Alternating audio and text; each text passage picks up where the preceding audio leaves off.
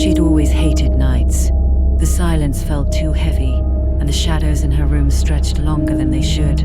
But the one thing that unsettled her most was the old mirror that had been in her family for decades. It stood tall in the corner, its frame cracked, its glass faintly fogged, almost as if it remembered every face that had ever stood before it. At first it seemed harmless. She would glance at it before bed, brush her hair and move on. But soon she noticed things that shouldn't happen. The lights would flicker whenever she stood near it.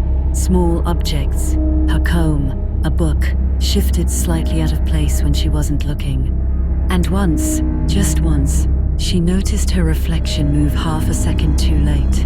Like it wasn't her, like it was someone else. Days passed. The reflection grew stranger. Sometimes it smiled, even when she didn't. Sometimes its head tilted at an angle, sharper than a human neck should bend. One night, she decided to test it. She switched off her lamp. Her room fell into darkness. But the mirror stayed glowing. Her reflection stood there, clear as day, in a room bathed in pale white light. Her breath caught. She stumbled back. But when she turned the lamp on again, the reflection was normal, almost too normal. Terrified, she grabbed a blanket and threw it over the mirror. Yet when she woke the next morning, the blanket was on the floor, and the mirror seemed to gleam brighter than ever, as if it wanted to be seen. That night, she was awoken by a sound, a sharp crack. She turned, heart racing, and saw a thin line running across the glass. But the sound that followed froze her blood, a whisper. Her name. She crept closer, trembling, and gasped. Inside the mirror was not her room, not anymore.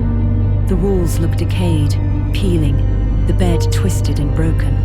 And her reflection wasn't her. It was thinner, its skin stretched tight across sharp bones.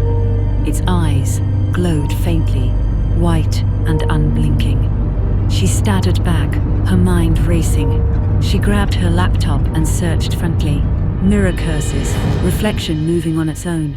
The screen filled with old stories, warnings, legends, about mirrors that weren't reflections at all, but gateways. Gateways that stole lives. She couldn't take it anymore. With shaking hands, she gripped a hammer and faced the mirror one last time. Her reflection was waiting. Calm, smiling. She raised the hammer, ready to smash the glass. But just as she swung, her reflection whispered, "If you break me, you break yourself." Her hands froze mid-air. Her pulse thundered in her ears. And then, the mirror shattered. But instead of falling apart, the shards hung in the air, glowing. From within, her reflection stepped out, taller, stronger, smiling wide. The girl screamed, but in an instant, she was dragged inside. The mirror sealed itself shut, whole again. Silence filled the room. A moment later, she sat calmly at the desk, same face.